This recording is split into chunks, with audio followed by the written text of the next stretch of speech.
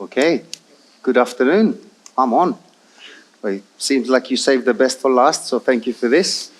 Thank you for hosting us. Much appreciated. It's an absolute pleasure to be here. Much like you, I'm looking forward to the best event of the day, which is a lunch. So we will try and keep this short, sharp, and sweet. With me today, have my esteemed co-panelists and honorary panel members. To my left here, I've got George Papadimitriou. He was just doing the last presentation. Very interesting stuff. Thank you so much. He's the Vice President of Sales and Marketing Europe at Marinesat. Immediately next to us is Mary Kresta, Sales Manager of Castor Marine. Thank you for being here, Mary. Thank you. Chris Watson, you met him earlier in another presentation. Very interesting stuff there about future trends. Vice President of Marketing on KVH. And last but not least, Frederik Lerche-Tornoe, General Manager at Oceanly. Thank you all for being here. Very much appreciated. Now, I don't want to go too much into the bios. You can find our bios on the app and also on our LinkedIn profile. So without further ado, we're going to go on to the questions that we prepared for you today. And they're very relevant to the presentations that we saw earlier. They have been drawn from those.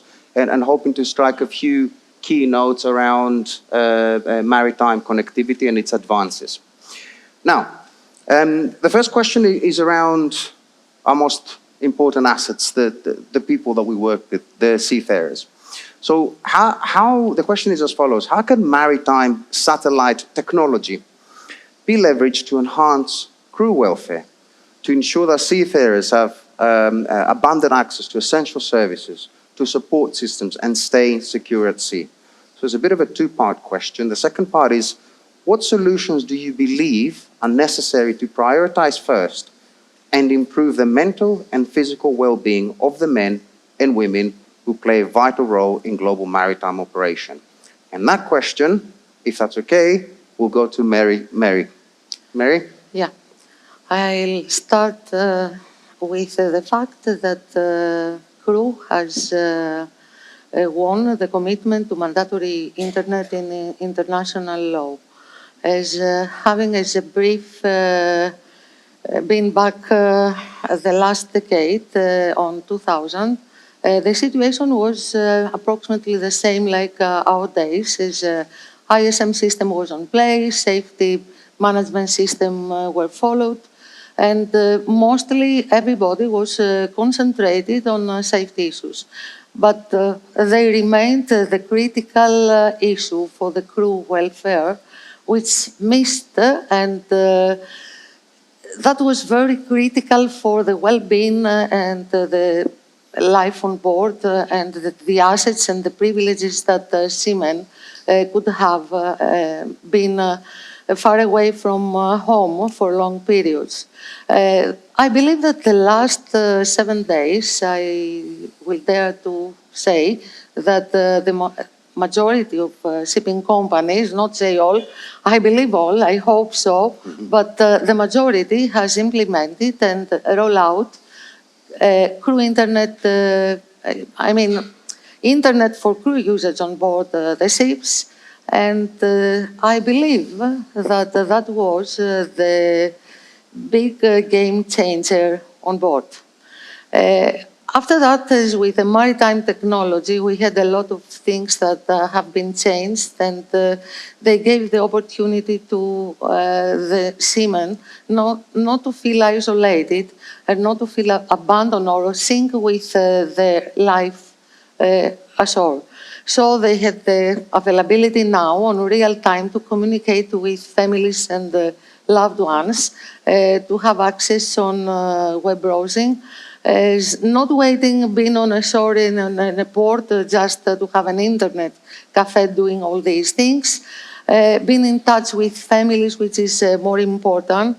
And unofficially to say that I can understand, I'm a wife of a seaman, so it's really important to keep the contact with the family, and if something happens at home, you need to be on real time, having news, updates, and not waiting for a satellite phone and a phone call in the evening. According to that, is all the chat clients is Skype, Fiber, Facebook, created all that environment to make seamen feel that have a real impact with the shore world, the real life. And actually, the applications that comes to bridge all this situation as TV satellite, also the streaming, offering them entertainment, which makes better their life and gives them more abilities just to entertain on board, which actually never happened before. After that, there's more platforms like training, as e-learning. It gave to the seafarers the opportunity to improve their skills, to make advanced researches or studies according to their abilities or to improve their professional lives on board. Never stopped even when on board a ship. In the past, that was happened when we were ashore. Also, as banks, organizations have all these approaches with applications, they are still able to check loans, to check accounts, to have a real life and to live more normally.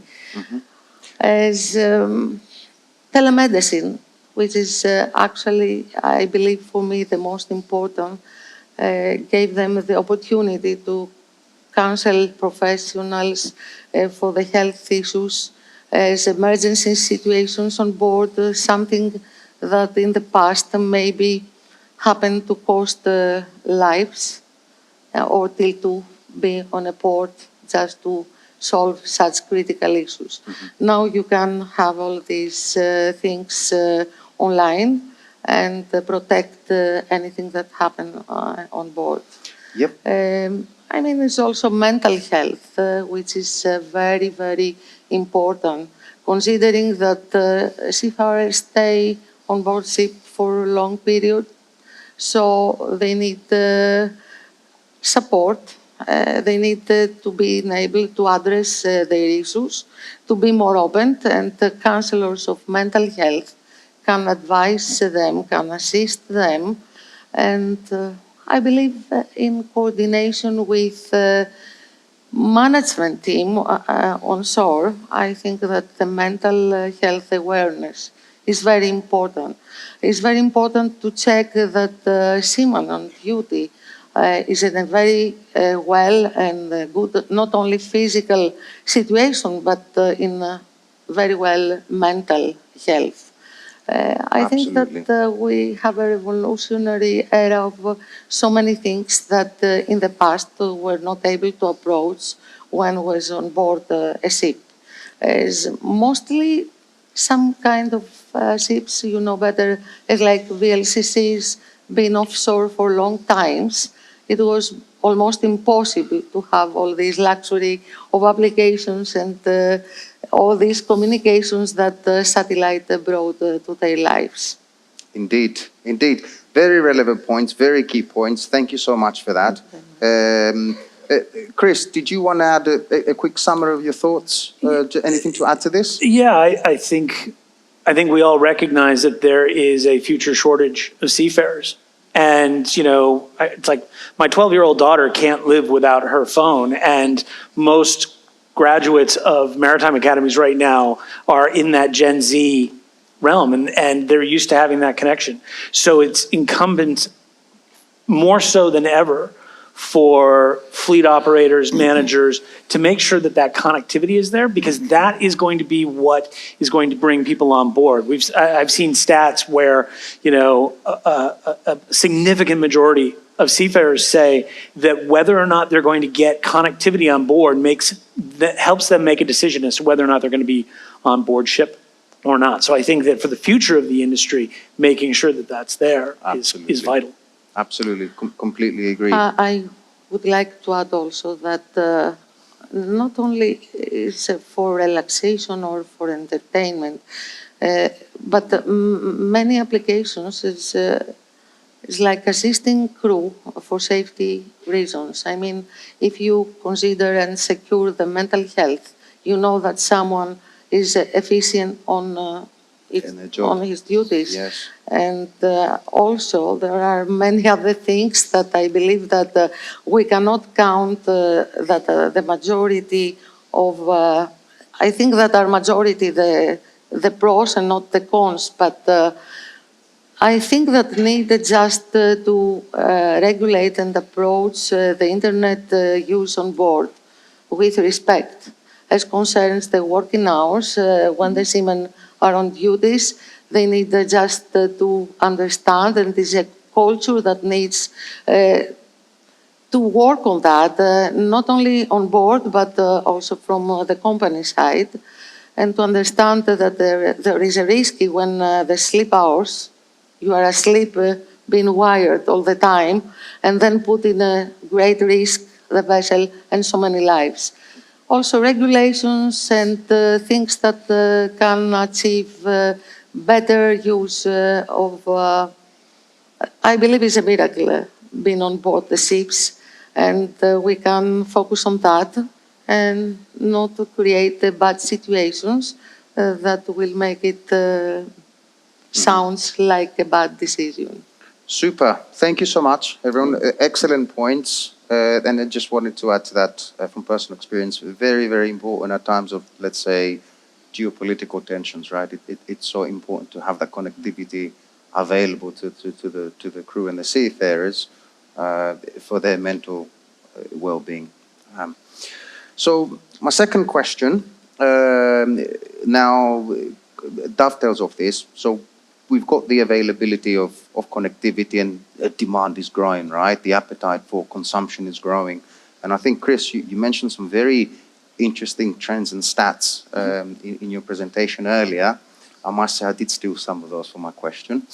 And what I wanted to ask is, as we see demand for data in maritime forecast to increase at an astounding rate by the end of the decade, as you mentioned earlier, how do you envisage providers adjusting to this trend, right? And what challenges do you think they will face as they scramble to satisfy this demand? And I think, Chris, you should take this question since you already broached on the subject. Sure. Thank you. I'd be happy to. I think there's a couple of different things. I think the satellite operators and network operators themselves are trying to deal with the economics of putting that many satellites up. I think Starlink has more than 5,000 satellites up right now. OneWeb has more than 600. Amazon Kuiper is going to be more than 3,000 satellites. So getting those up into space affordably and then being able to manage them, especially with LEO satellites that have a lifespan of about 3 to 5 years, versus 20 years for a GEO satellite, the economics are very challenging. And that's one of the reasons that I think we're seeing the growth is trying to get as many people onto the networks as possible. But I think that from a network solutions provider like KVH and like the others that are represented here, part of the challenge for us is helping our clients understand the variables and understand the different options. Because again, it's not one size fits all. Not everybody is a satellite expert. Not everybody knows all of these different networks. The old saying was, no one ever got fired for buying IBM. Here it's very easy to stick with old traditional solutions and not necessarily look at the new ones. It's helping fleets understand how to take advantage of those technologies and what the benefits of the different channels are. So I think that's really on us, is to help with that education, to help fleet operators understand what the different options are and why they might want to choose one or another. And that comes down to them also understanding what their true needs are, because then you can create a custom network that really does meet unique needs. Indeed, absolutely, yes. You got to match the demand with the capacity, don't you? Okay, and maybe, I think, Frederik, do you wanna summarize your thoughts on this subject? Do you have anything else to add, do you feel? Yeah, I mean, I think technology is really growing. Demand will keep expanding within the realm where we work. We work especially, we'll get back to that also. We work within telemetric data a lot. We've seen the growth accelerate enormously 7, 8, 9, 10 years ago. The really forerunners, the ones that were remarkable ahead of the industry, were maybe collecting 200, 300 signals that was considered really to be at the forefront. Yeah. Today we see thousands of signals. We have customers that come in with initial scopes of 2,000, and then only 6 months later they come back, oh, we have so much more from automation systems. We have so much. Can we add that? Can we do more? So I think that's just growth in the realm of where we operate. So multiply that with all the different elements on the ship, the demands, and especially as mentioned here, also the crew demands are just increasing. Indeed. So absolutely, the growth of connectivity will keep on rising. Indeed. A lot over Yes. the next. Yeah, it's no different to being on land. The trend is increasing, isn't it? So why should it be any different in maritime? Absolutely. Thank you so much. Very, very valid points, all of you. Now, I'm going to broach on a subject that's been discussed before. It's a hot topic, and we were promised not to discuss it, but we want to actually bring it here to the panel and sort of from a different perspective. And it is the topic of artificial intelligence, right? So the way I want to approach this is with a perspective on satellite technology. And the question is, the onset of artificial intelligence is indeed, as we've experienced earlier, and as we all know from our own personal lives, is a game changer for the world, right? And it's actively being used in everyday life. Everybody uses, I'm sure every one of you has used ChatGPT once or more times in the past. Do you foresee it play a role in maritime satellite technology? And if so, how? And I'd like that question to go to George, because you already kind of broadly touched on the subject earlier. Thank you. Thank you. So why we have invested as company to deploy a solution by utilizing the AI technology, because our customers provided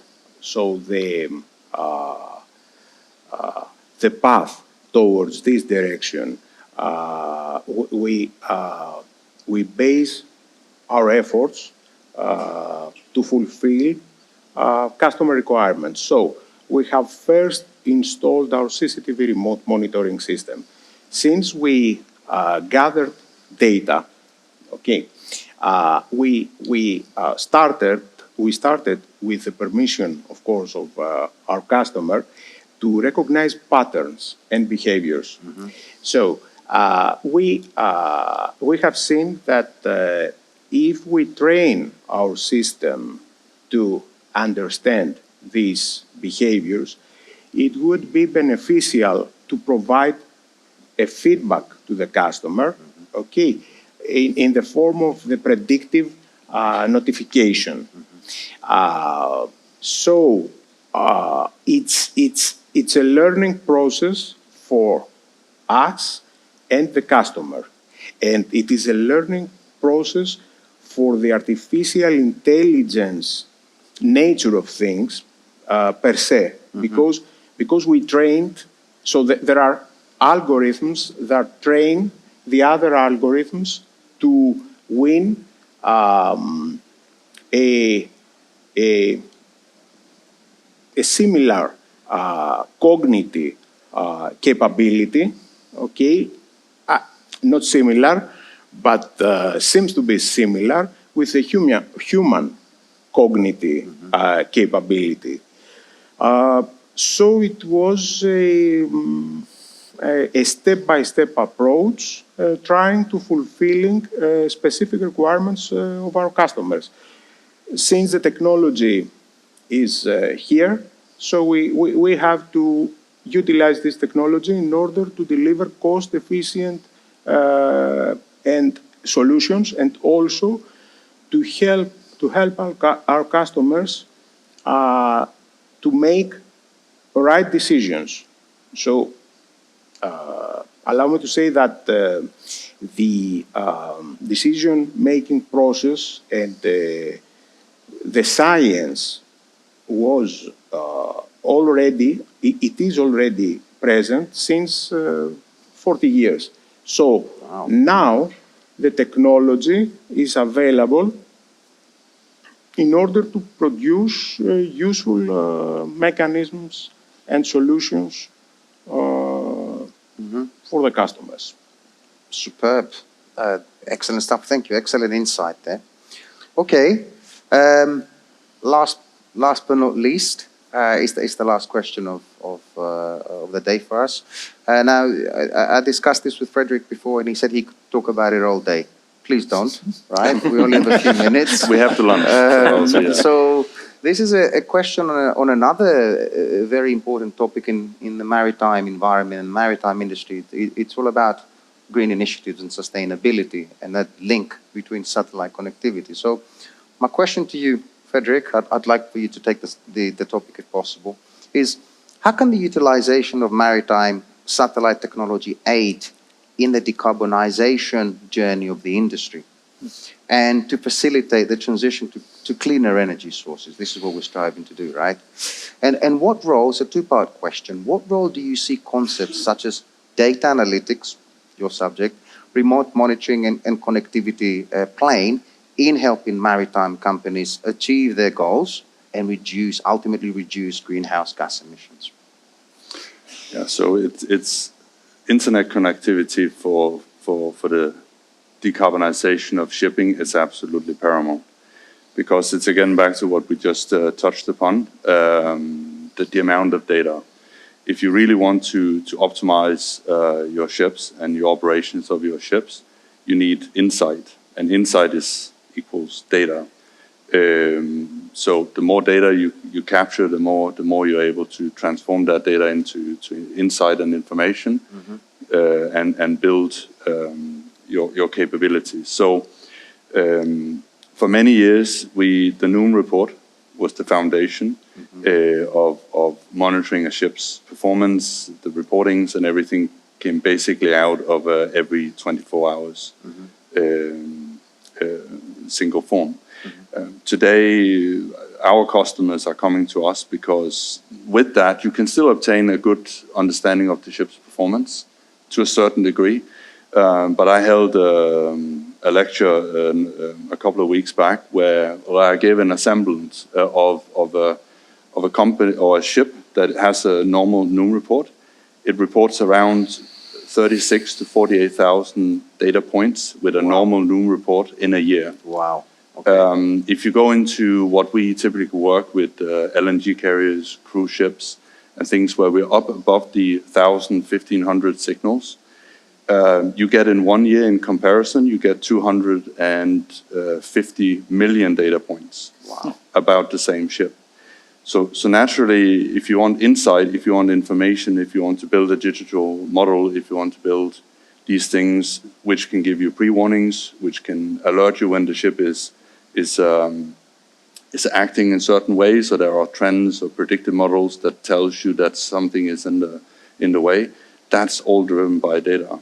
It's driven by data that is captured on the ship, processed, fed to the ship, for the ship to act on their situation, but it's also highly driven by the fact that you send that data home, you correlate the data for your fleet and aggregate and come up with cross-fleet models and cross-ship information that you can then feed back into the ship so they can use that to compare and so on. So the list is, as I say, it's endless, and we see, just back to the previous question about the growth, and we definitely see the growth because we see the need. We see the need for data with our customers. They come back with more and more use cases and more value cases that they are driving. This goes into security, it goes into energy optimization, into safety. It touches basically the whole palette, and it's all data driven. So data is it's already now for many operators becoming the complete foundation of how they're doing their business, and I think we will see that driving in. So some of the sectors that I mentioned just now, I'm considered maybe in the industry to be more the high end, but they are just setting the path for what will be the norm if you want to drive a shipping business in, let's say, 2030. Otherwise, you're just simply not going to be competitive. Because the decarbonization has to happen. We are seeing now the EU ETS will start here 1st of January. It's like in a few months, it's going to significantly put a price increase to operating ships. So you want to drive down that cost. You want to save that fuel as much as you can. Absolutely. And for that, you need data. So I think they are completely interlinked, those two things. Absolutely. I completely agree. And in fact, the trend here is all those approaches that you touched base on, whether it's like crew welfare or decarbonization or artificial intelligence and so on. All I'm hearing is it just drives up consumption in data, right? The demand is increasing. That's the trend. And the satellite industry is striving now to match that demand with the necessary capacity. And yeah, that's where all roads lead to. Look, I think we are now out of time, so thank you so much for your contribution. Any questions you may have for this panel, please use the mobile app, and then we'll be happy to answer anything you can throw at us. So with that in mind, I'm going to thank you so much again for your time. It was an absolute pleasure and honor to be alongside you. With that in mind, I'm going to pass you now back. I'm going to pass back to you now, Peter. Thank you. Thank you. Thank you, Sam. Thank you.